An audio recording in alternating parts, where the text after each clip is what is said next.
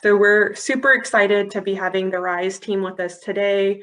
Kanwarpal and Lana, who will be sharing more about their work at RYSE and to be sharing a little bit more about the praxis on harm reduction and nonviolent communication. And, this is going to be an opportunity for them to share some of their insights and the information that they've learned through this work and through their work over the years, and then also an opportunity for you all to engage with one another and to talk through and think through what your practices and policies are at each of our organizations. So again, super excited to have Kanwarpal and Lana from RYSE today with us. And please, will you both, if you don't mind, to do an introduction for yourself as well. Lana, do you want to start? Do you want me to start? I can start. Hi, everyone. My name's Lana Tilly. I use she, her pronouns. I'm the development director with RYSE. I've been with RYSE for 4 years. It's been a beloved community and an amazing learning space for me. And I am I've really enjoyed being part of the Elevate Youth cohort as well. I'm excited for this presentation.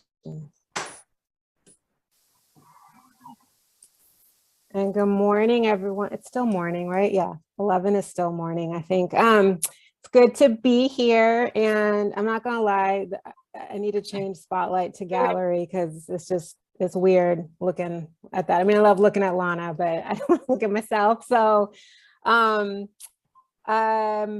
so I am the associate director and one of the co-founders of RYSE. I use she, her pronouns. I'll change that in my name. And, I'm just grateful to be part of this organization, this beloved community and space that was really envisioned and built by Black and Brown young people who took the risks to hold adults accountable for the shit we weren't doing for them and with them, and have really thought about creating a space and place, culture and community, systems and policies and structures that really make sure the next generation is held. So I'm here in the legacy of 15, 16, 17-year-olds thinking about legacy, about creating space, place, and power that they would not even directly benefit from. And so what we have to sort of present, share, offer, learn with you is really from that spirit and history, and always want to make sure that they're centered. I'm just grateful to be a fortunate adult that is trusted enough and held accountable enough to be here. So I want to invite anyone who wants to just come off mute just to say hello. It's no pressure, but I know sometimes when we're on these things, it's like, I don't know, it can feel constrictive. So if you need to let out a good morning or hey, or if you see someone on the screen you want to say hi to, please, let's take 10 seconds just to come off screen if you'd like, and if it's safe for you to do so. Hi. Hi, everyone. Hey, good morning. Hello. Hi, everyone. Morning, y'all. Good to see you all this morning. What's that? Everyone. Good morning, everyone. Good morning, y'all. The Halloween. Have a great one. Scary movie. What's Love that? Thank you for being here. Good morning. We have to stop her. Is that what you said? All right, thank you.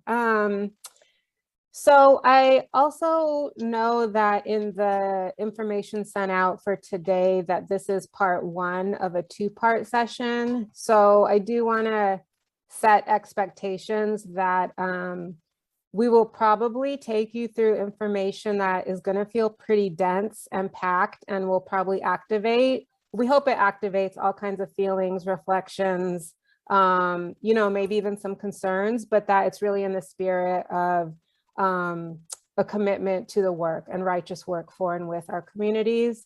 So session 1, we're really sort of going to offer more like frame setting, culture setting, how we understand trauma, how we understand that all violence is state violence. So even when young people are engaging in conflict with each other, how we understand that through the lens of state violence. And certainly as we think about what we're here for Elevate Youth, for some of the outcomes and metrics of this, what are the ways in which it upholds supremacy and state violence, and what's the opportunity and a necessity for us to actually resist those kinds of tropes of compliance and supremacy. So we get to do the work and we have to do the work. And that's how RYSE really holds our responsibility and as stewards of resources that rightfully belong to our communities, and to keep it real, have been stolen from our communities. So this already belongs to us and our young people, first and foremost.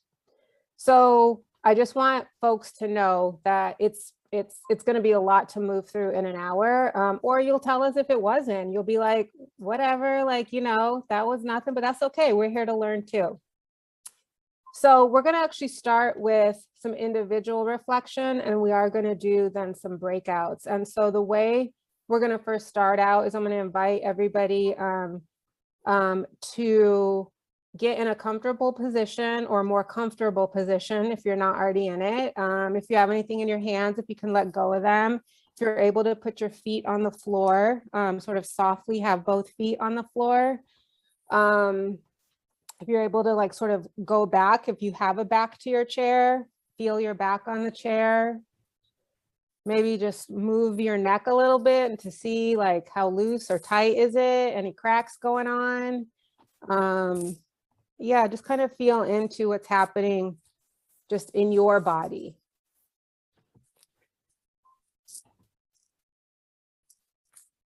You know, part of how supremacy works is that it, by design, is meant to disembody us and to create distance between the different systems in our body. So our psyche, you know, our tissues, and often in the work, because we feel anxiety, we feel stress, we feel like we have to get things done.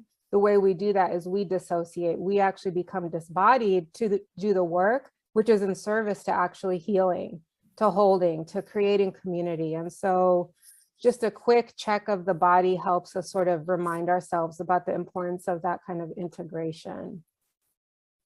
And so while we're doing this, I'm going to also invite us to take 3 breaths together. When on the inhale, you're going to inhale for 4 counts, and on the exhale for 6 counts. You can go whatever pace works for you. So take that first breath.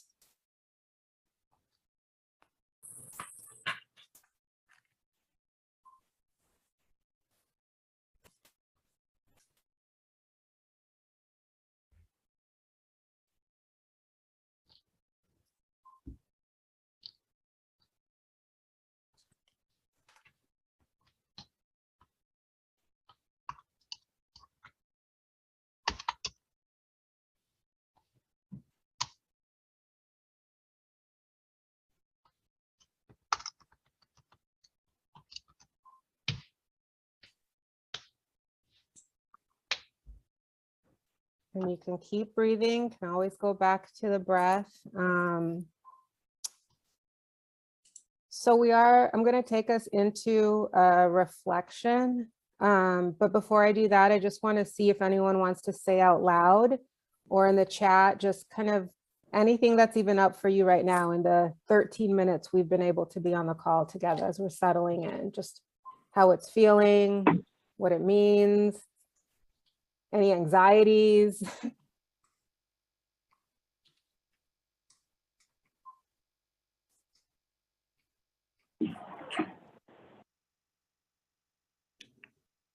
I see in the chat, thank you so much for the reminder to take care and connect with our bodies. The design is meant to detach us from our spirits so we forget who we are.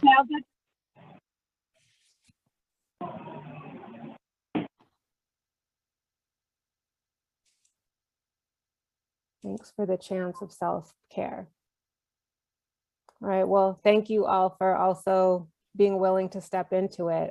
We know it's always not safe to take care, right? And when we think about what's happening for our young folks, there is really not a lot of safety and comfort for them to be able to take care. And we know that even more so as we're in this pandemic and pandemic upon pandemics. So I'm gonna take us back to when we were adolescents, which for some of us might be not as long as it is for others of us, or whatever it is, it's all good. And so I am going to screen share to do this. Can you see the screen? Yes. Yes, okay. So we're going to take about it's going to be quick, 6 minutes for individual reflection, and then we're going to go into some small groups. So, and I have about 5 questions that I'll go through one by one. So first is to think back to when you were 14, 17, or 20. So just whatever age comes to you first, pick that age. And now the first question is, at that age, what were your biggest stressors?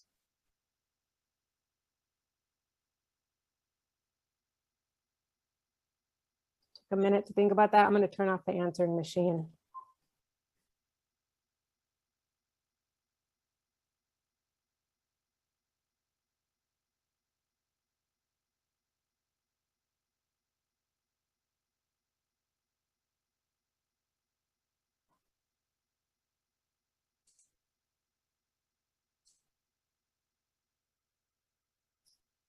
I'm going to move to the second question.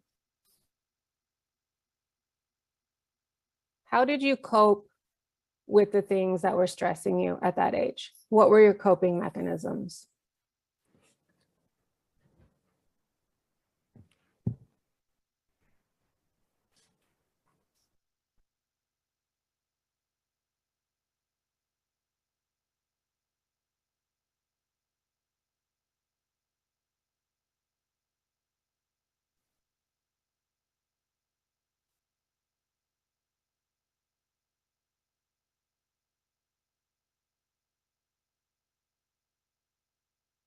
Moving to the next question. How did the adults in your life at that time respond to your coping? Whether they knew about the stresses or not, how did the adults in your life respond to the ways you cope?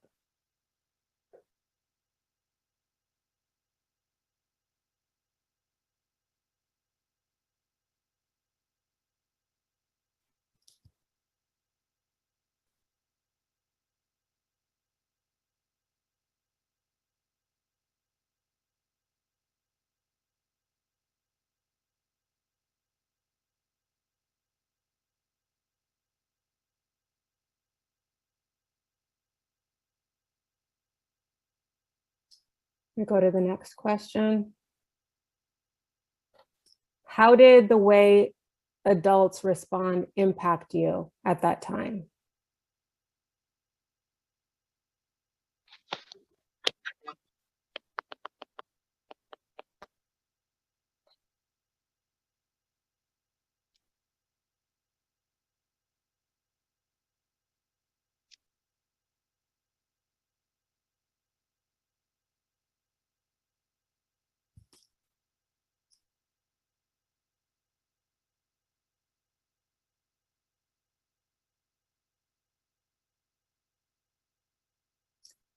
And the last question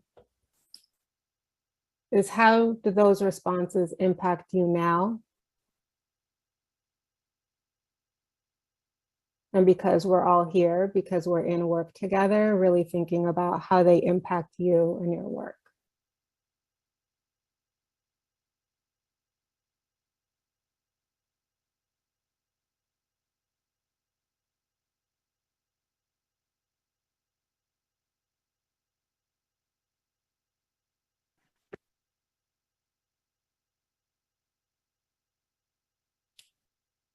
What I'd like to do is to take maybe a minute or so just to be able to reflect, keep reflecting on any or all of these, just kind of sitting with it and how is it feeling to think about these questions? How literally does it feel in your body when we ask these questions?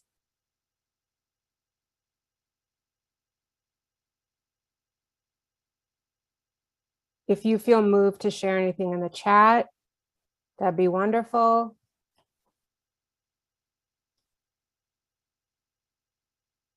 take a minute to metabolize it.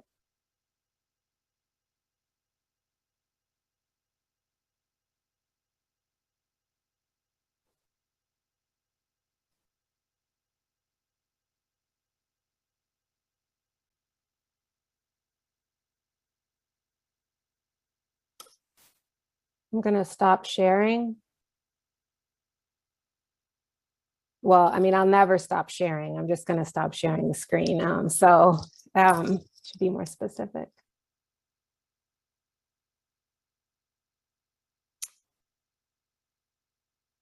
So I see some comments in the chat. Thank you. Don't remember stressing as a kid. A lot of transference occurs. Oh, here they're coming in. Between myself and Black youth, especially when I see them lacking adequate support from education. I had a lot of death at the ages. I had no adults to help me with the stress, sadly. It feels traumatic to me to recall those memories and experiences, but also mindful with how far I've come. I feel like some of my biggest stressors were getting into college and coming to terms with my sexuality.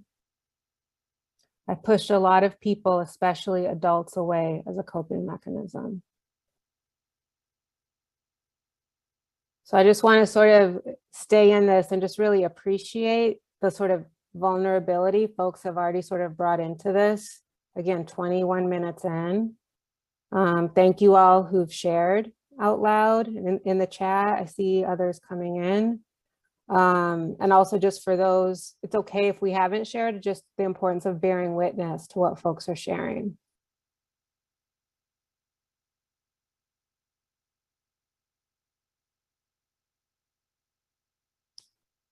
I'm gonna read the next few, and then we are gonna go into groups, and I'll talk about how we're gonna do that. Just trying to find where I am in the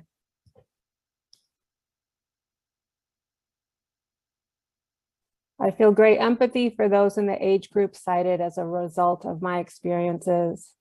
Definitely want to give the love and hope I received as a youth back.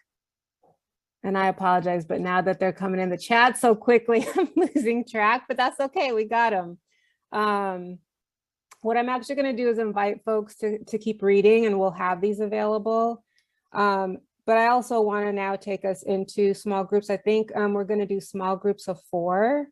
For about 7 or 8 minutes. So again, I'm going to trust that we can all give space to each other and take the space we have. What I'm going to ask folks is to share what's most comfortable for you to share kind of around your own reflection. So you don't have to take a risk or stretch to share, but whatever you feel moved by, I'm going to ask for folks to just really hold the space to listen and affirm what we hear for 8 minutes. So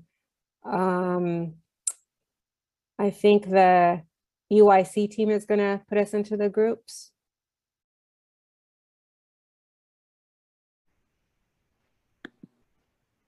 So we're coming back in. If you're not already doing it, take some intentional breaths, move it around. If you're moving too much and you need to be still, feel free to be still.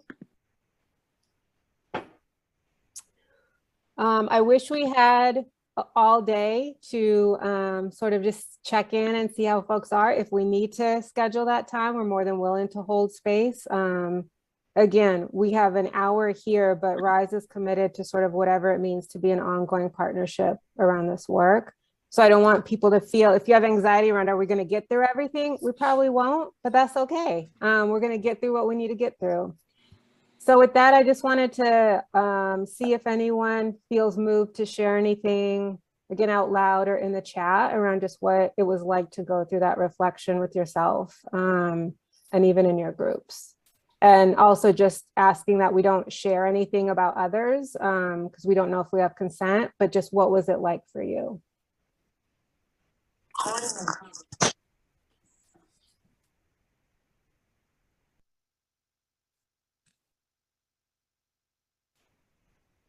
I can go. Hi, everyone. My name is Victor Hugo. I'm from Latino Equality Alliance. I really enjoyed my reflection, honestly, and I feel like kind of being with like my peers in our breakout session, I didn't realize how much I suppressed as a young person.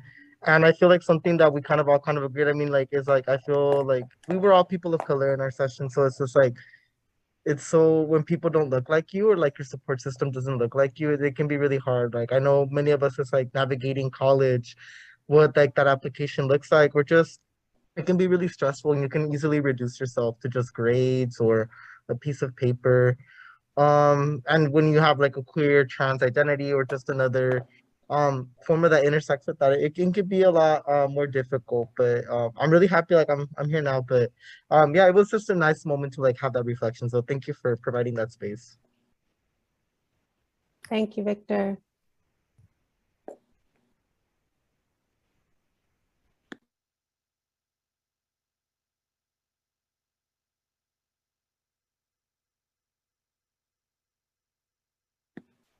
So this is Moises from Latino Health Access. I just wanted to share how important it is to have a support system growing up, and also in sharing about what we do now as adults, what our job is, and going back and tracing our steps back to when we were young, and see the influence of or why it is that we do the work that we do, and how much our youth influences that. Thank you, Moises. And I do see some comments coming in the chat. So feel free to look at those.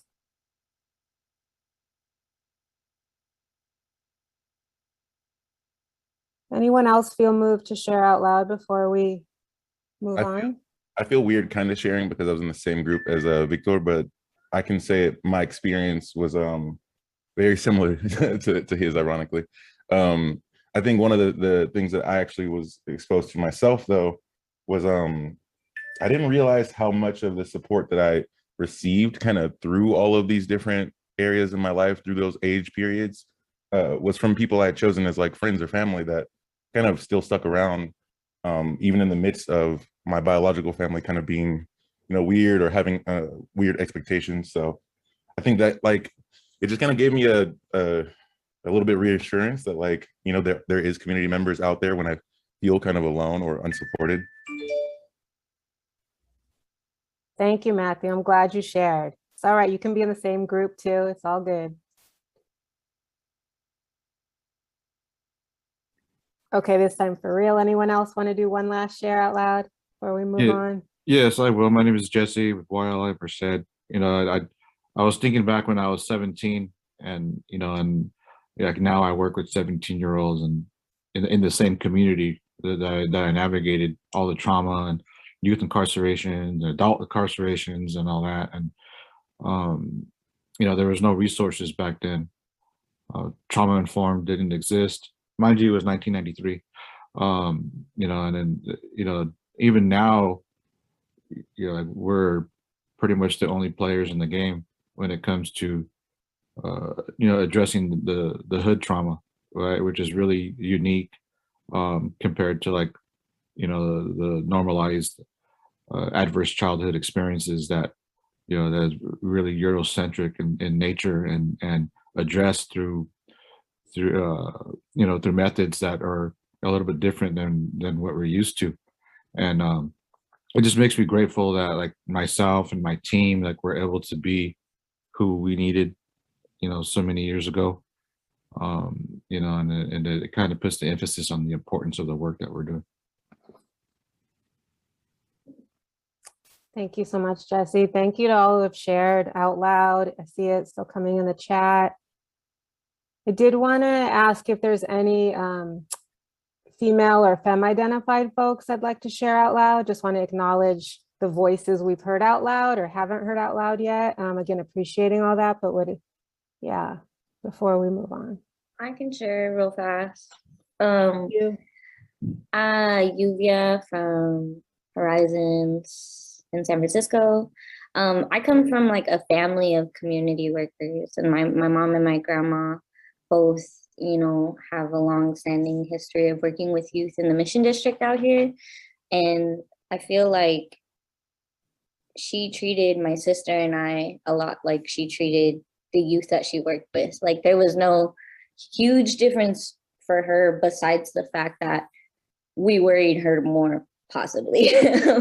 So, but her thing with all of us was, and I think it was shared mutually with some of the people that I talk with, but you know, listening and just having strong communication.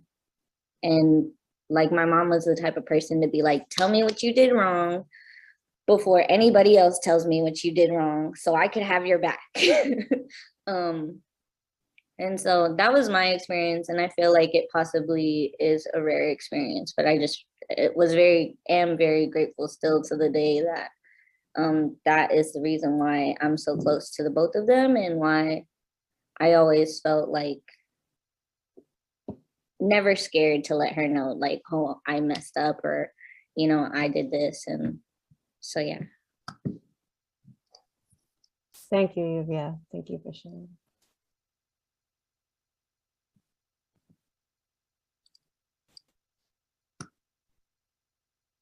Taking a moment to appreciate, again, the chat remains open, as does this room remains open, right? So whenever we need to chime in. I'll just share, I feel like it's important as someone who's like has a role to facilitate or present, we also then have a responsibility also to share. But I did share in my small group that my coping was initially to be really compliant. So like do everything I was told at home, in school, to try to at least reduce some of the violence that was being inflicted, physical, emotional, psychic. And I'm grateful, and this is part of like adolescent development, the risk taking. I realized at some point that me trying to be compliant is going to just get me sicker. And so I just, you know, I thank higher power, I thank whoever, the ancestors who were like, these adults aren't going to be here for you. So I started wilding out, and I started doing all the stuff you're not supposed to do, that public health doesn't want us to do, that Elevate Youth is trying to get us to reduce these behaviors. And I got to tell you, like, I felt real good. My depression went away, my ulcers went away, my headaches lessened. And so for me, what I really think about now is the ways in which our systems are set up to put coping into categories of here's bad coping, here's good coping, are very harmful. That coping is coping. And our job as adults is to, until we change these conditions of supremacy, we have to hold all coping as coping and be with young people where they are. Because those few adults who were there, who saw me and saw what I was getting into, who kind of pulled me aside, you know, that's what got me through, is that witness bearing and being on that journey with me. And so as someone who's able to work with young people, just remembering that my job is to take the risks that they can't or they shouldn't, so that they are loved and safe, no matter what their behaviors are, right? I just appreciate that's the journey I had, and that I get to be here in this. So again, thank you. Invite some breaths as we shift back to share screen. And this space stays open for folks who want to share. If anything moves you to share, again, we're not trying to stay on any script here, even though we have a script.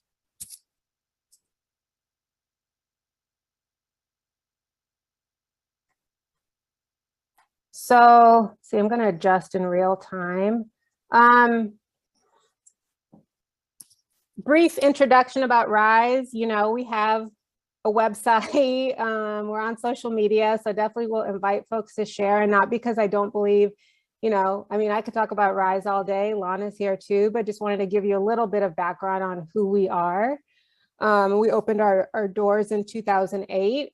We started in the 6,600 square foot building, and we are currently moving into a new building and moving into a 45,000 square foot campus. So really we have built our work, again, centering young people, Black and Brown and Indigenous young people's priorities, needs, dreams. We're really excited on the day that we all get to have you at the space to have a good time to celebrate. But you can see here a little bit about RYSE and who we are and what we do across our program areas. Lana, did you want to share anything about RYSE? No, thanks. No, okay.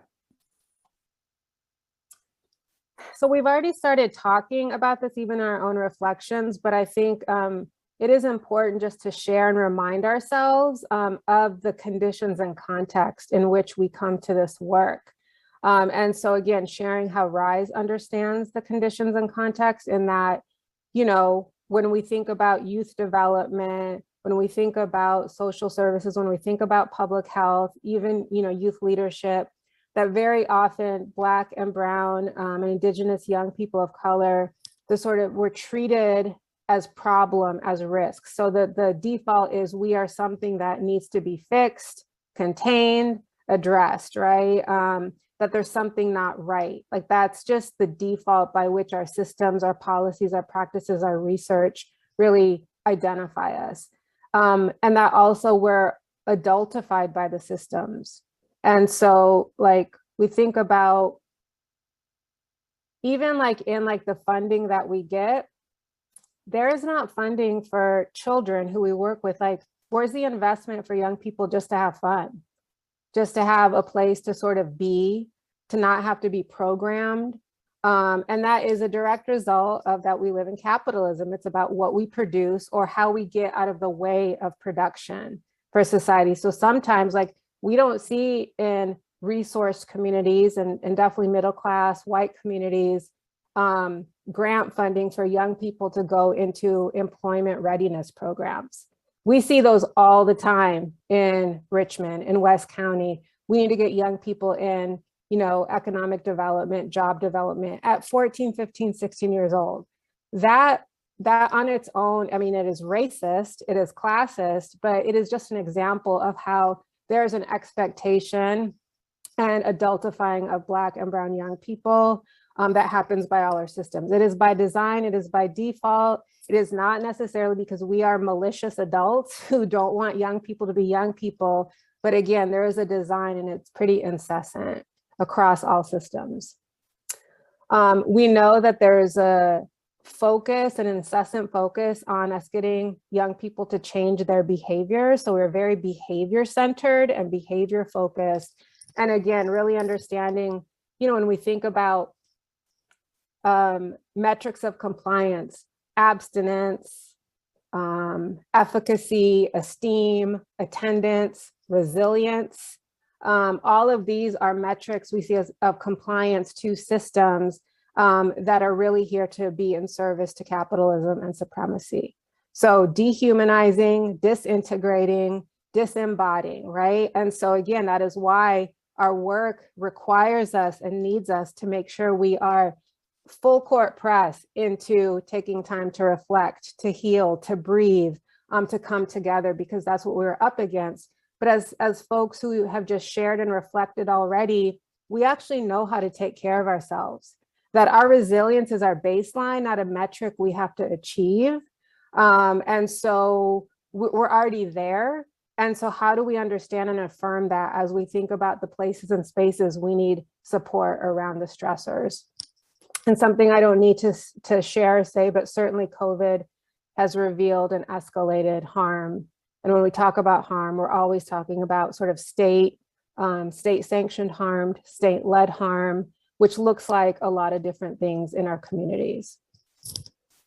Any questions, thoughts before I move on? And if there's stuff in the chat, I definitely can't see it. It's hard for me to screen share and see the chat.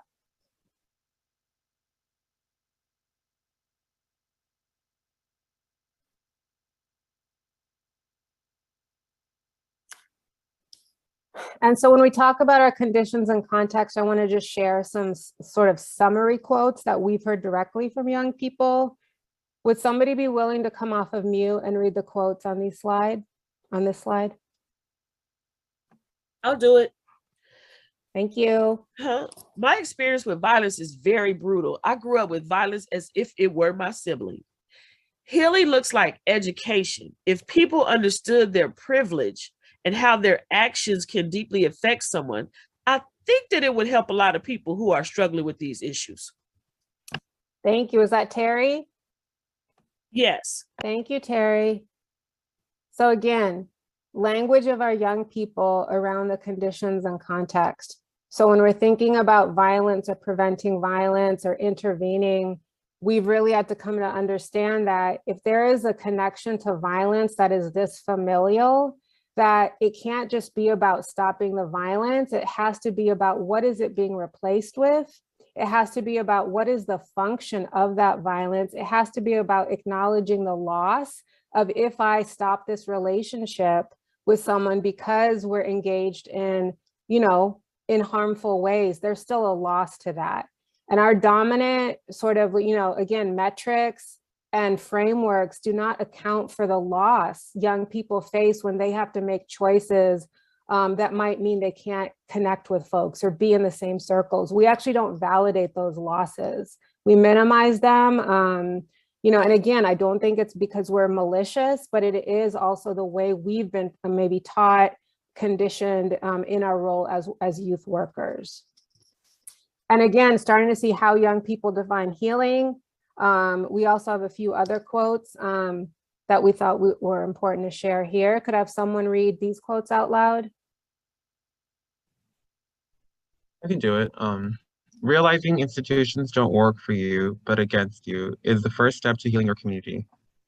The other one is, we know we can't run the city, it's too complex, but our experience and our voices should count, especially because we're the most affected. Thank you. Is that Jesse? No, Miguel, please. Oh, Miguel, thank you. Sorry. Okay, that's why I asked. Thank you, Miguel.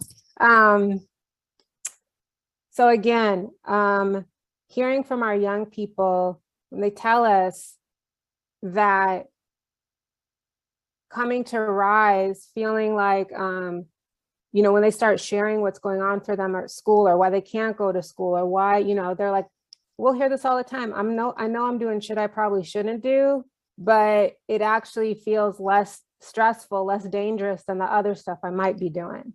And so our job is to then again hold that and to be in that that place with them, that grappling space with them. But I think really it really was important for us to understand that we have to acknowledge that they are in systems that are technically responsible for them that aren't set up to actually serve them and love them and hold them. And that on its own, naming that feels like they can take a breath, they can relax into the space and maybe start to think about what they need to do. Let's see the time. Let me stop right there. We have about 10 minutes. Just how thoughts, questions, anything coming up folks want to share out loud?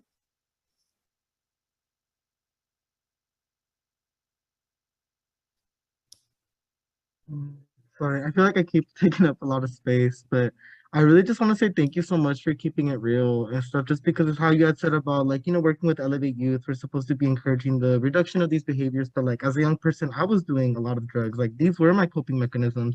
And it's much more complicated than that, right? Because oftentimes we're like, okay, don't do drugs. But I live in South Central, I work in Boyle Heights. It's okay, but we have a plethora of liquors, dispensaries, and stuff. But what about basic needs? And it's so easy to blame a young person, but we need to look at things much more holistically and historically as well. So thank you so much. Thank you, Victor. Thank you for taking up some space. Yeah, we have to be as complicated as young people are. And as beautiful as young people are, and then we get to be as well. And so why I even started with us doing reflection about really sort of meaningful healing-centered work. It's not really about all the things we're doing. It's the ways in which we are with each other.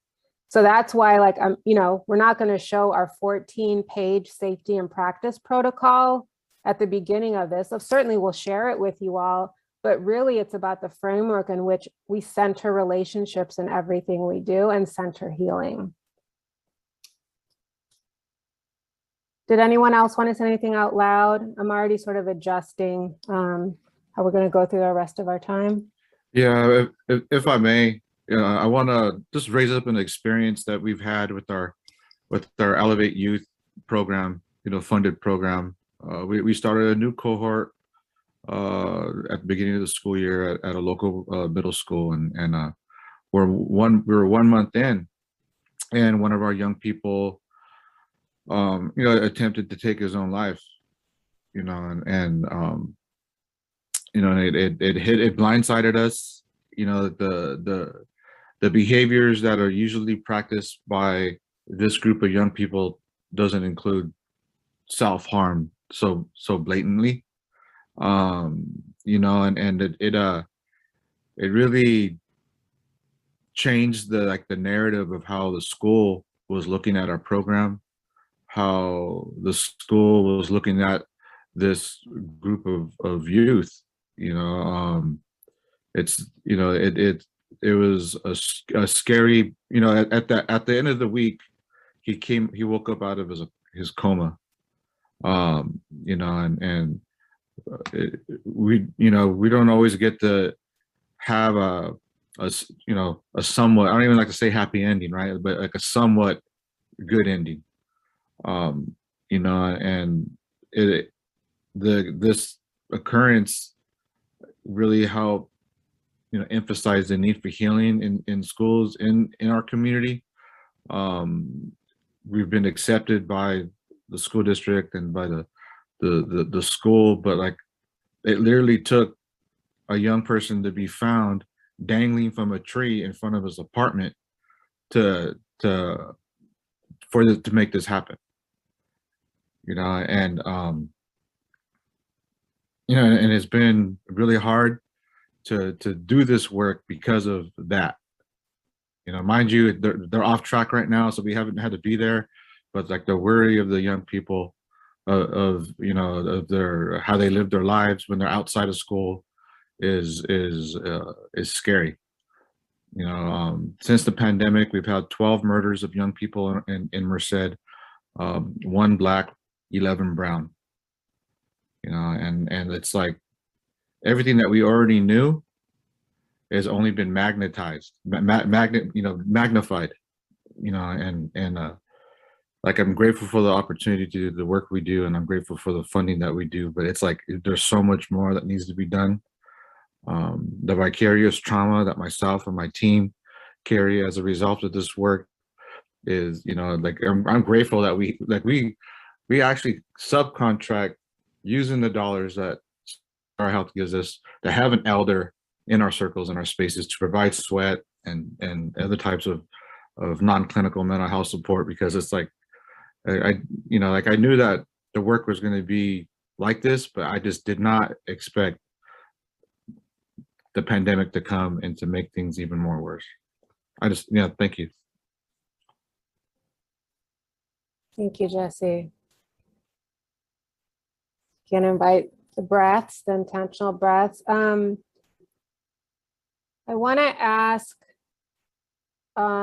is it possible to go to 12:10 or 12:15? It's okay if not.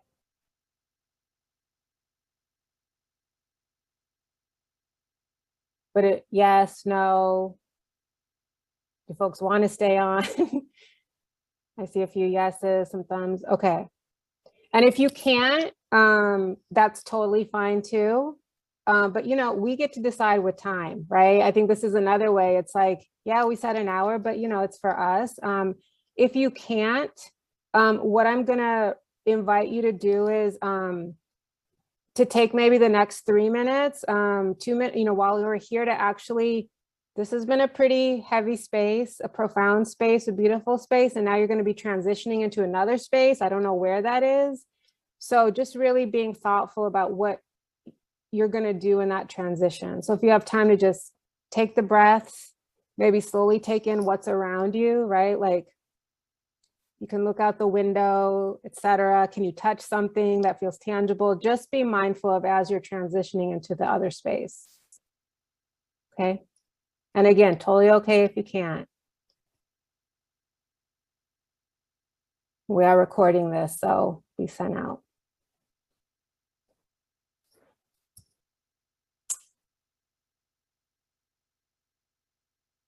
So I know what I can share, and like Balvinder and Andrew and Lataj, like the team, they know, we've been in conversations with them around our grant, right? And this is not something specifically for Elevate Youth. This is like the fields we're in, the incessant focus on changing behaviors without any acknowledgement or investment in changing the conditions that move us to the behaviors, that move to the coping. That itself is violence, and that is what we face.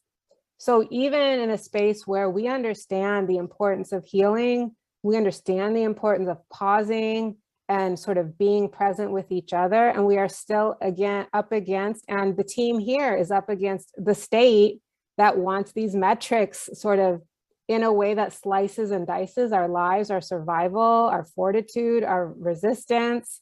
So that's what we're in. And I think we have to acknowledge that, and I know with Lana and I, so much of our time is saying, how do we sort of respond to what the state or our funders say they need? And how much time do we have to say, this actually isn't what's useful for us, right? So we can give you this. And it also assumes that young people aren't actually thinking about what it means to have to make choices that are about less risk and not about what's good for them. Young people are thinking about that all the time, but the assumption is they're not. And so then we have to also reframe that. And so it is somewhat of a double sort of, we have to do double the work. And what I'll say is, because of the way also in our systems anti-Blackness plays out, anti-indigeneity, the misogyny, the homophobia, for those of us who occupy those identities, we have to even do more work. And we are not compensated more. So, right, a 24-hour day for our Black kin is usually 48 hours because of the psychic labor that goes with having to deal with the microaggressions, macroaggressions of anti-Blackness and racism and white supremacy, et cetera. So what I hope is that it's heavy, but it's also like, we are not alone in this, and we're still showing up to it. And what I keep hearing is the ways in which we're already engaging in sort of these ideas of healing-centered practices. So I do want to share what it is so you can see what you're already doing. It's not new stuff, but it also does offer us a way to think about how can we continue to do this with each other. So let me share again. Can you all see this? The screen? Okay.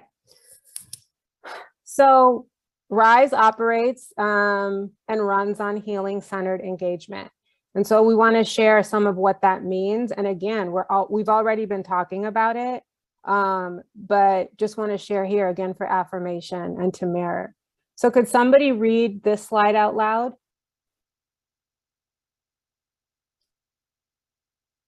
Maybe someone who hasn't spoken out loud yet. Thank you. Is explicitly political rather than clinical, is culturally grounded and views healing as the restoration of identity, is asset driven and focuses on the well-being we want rather than the symptoms we want to suppress, is supportive of providers in their own healing, asks, who are you, what is right with you, and what is right with your community? Thank you, Stephanie. So I hope, again, in what you've shared, what you've been reflecting on, what you're already doing, you can already see that this is already happening. So, you know, someone had mentioned that, you know, the whole trauma-informed care industry, right? We didn't have a name for it. So, you know, in the last decade or so, it's certainly taken off. But, you know, we've been taking care of ourselves. We've been trauma-informed for centuries. Right? So it's also acknowledging that what gets codified as sort of expert or evidence-based is often, again, it's a product of colonialism, extraction. So again, I want to remind us, we're already doing this. And it's not some institution that can run some, research that then says this is what we need, but that's also what we're up against. And so again, healing-centered engagement is all of this. And it's this too. So can someone read this slide out loud?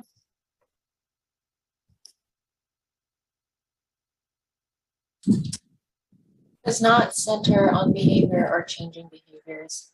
Integrates trauma awareness, coping, survival through acknowledgement and affirmation, witness bearing.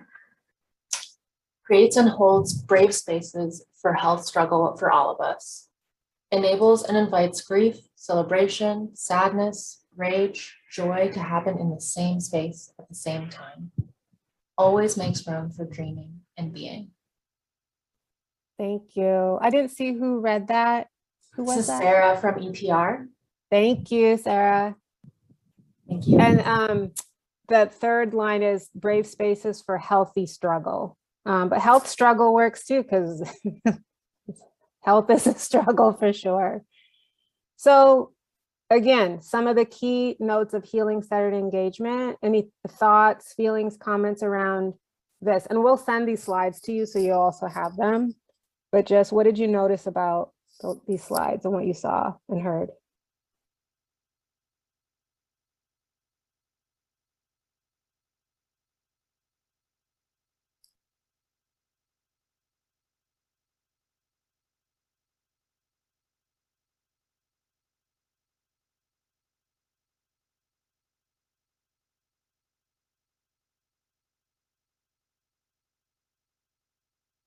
I'll go back to the first one too.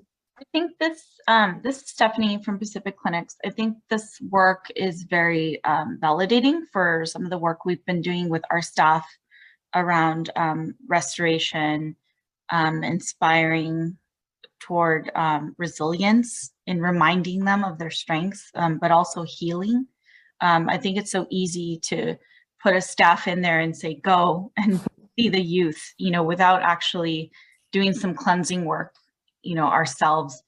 And with that often comes needing to ask for permission just to have breaks or just to breathe, things that are, I think, tied into the colonialism, like you talked about, and the structures in place, that keep us on that wheel, so to speak. So it's been very, I think, healing for our team to have the Elevate Youth grant and the team support to take care of us ourselves in this work, because we cannot pour into what is empty, ourselves. And that is very, I think, just transformative with our youth to see.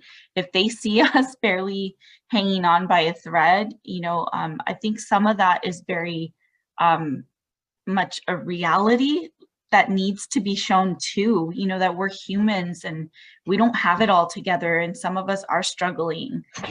So rather than pretend, like we have it all together and fake it to make it for these youth and lie to them, we prefer to proceed with honesty. And I think that's a truly, that is very different from a lot of programs out there. So this is definitely transformative, I think, in that respect. I wish there were a lot more spaces like this, like RYSE, and like what Elevate Youth is doing. We'd see a much different future for our youth.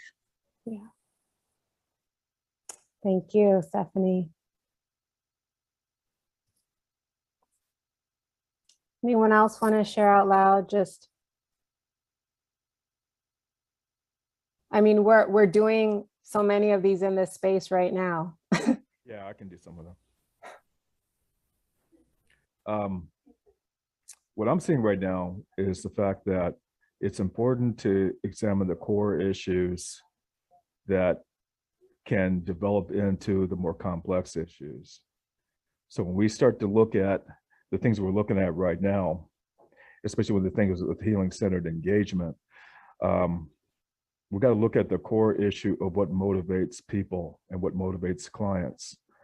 And the key to that is empathy.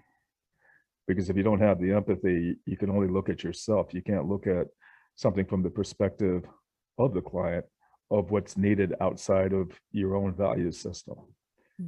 So if that happens, if we can get to that place where everybody has that empathy, but also has the ability to analyze break it down into components, then we can restructure and find something that is a lot more fruitful so that we can be less frustrated in this work. Because a lot of times, as the person just mentioned, you know, we go through a lot of stuff, personal and professionally. And a lot of times we don't know what to do with that because we still have to continue to function. Yeah. So when that happens, yeah, you do need your support systems, but you also need to know what needs actually specifically needs to be supported. Because it's been my experience that you can have a need, somebody might even have the answer to that need, but if you cannot articulate that need, your need doesn't get answered. Mm-hmm. So I think that that's the most important thing. And I think that's probably the most important thing about meetings like this, is that you get to hear everybody's ideas, everybody's perspectives, because we all understand what the problems are. Okay, we deal with it from different perspectives in our different jobs, but there is a core. Mm-hmm. And if we can get to that core, okay, that's been always my thing. If I can get to the core issue, I can deal with the rest, because then I know where everything spawns from. Mm-hmm. So I think that's where this is fruitful. Thank you, Billy. I can share something that RYSE went through that I think has been really transformative for us in sort of holding our vicarious trauma that is collective as well as it is, you know, very personal. Is after not our current president, but the last president was elected, you know, RYSE went into super organizing agitation mode, right? Our young people were pissed, we were pissed. Our communities were I mean, shit was already bad, but this certainly escalated. And so we already were grinding, and then we had to go on overgrind for 6 months. And what I can share, and Lana was there too, it's like, you know, 6 months in, we were so crispy fried as staff, like, and we started like taking it out on each other. Like we were relating to each other in ways we just never had. And it wasn't because like someone just wanted to be salty, right? It was, we were tired, we were exhausted, we were traumatized, triggered. And the director team had to come together, because this wasn't about, okay, who just needs to take a couple mental health days, right? Like it was actually a systemic issue, the systemic exhaustion. And when staff aren't cohesive and coherent, young people know they can read through that shit right away, right? And so we made a decision to actually, what we instituted was Restoration Week. So it was a week. RYSE was going to be closed. Staff had the week off. All they had to do was rest, restore, whatever worked for them for nourishment. But I will tell you, it wasn't an easy decision to make. We were like, what are the young folks going to say? But this is what we're here for. And we're just going to like show, you know, now just rest because we're tired, like blah, blah, blah, you know, and also very patriarchal ways of being, right? Like you just got to show up, not have sort of emotions about stuff. Again, be productive. And so, but you know, we really were like, we got to disrupt this. We can't show up for young people the way we need to. Now I'm gonna tell you, the minute we started letting our young folks know, look, we're actually in like 2 weeks, we're gonna shut down. Like it wasn't like it was happening right away. We needed to plan for it, right? They were like, well, it's about time. Like you all, we know you're struggling. I mean, they were just like, yeah, please, because we actually don't know how much longer we want to be around you. And it wasn't even from a place of like, they can't deal with us. It was love. They had a lot of love for us, and also got like, we need you to actually rest so you can show up for us.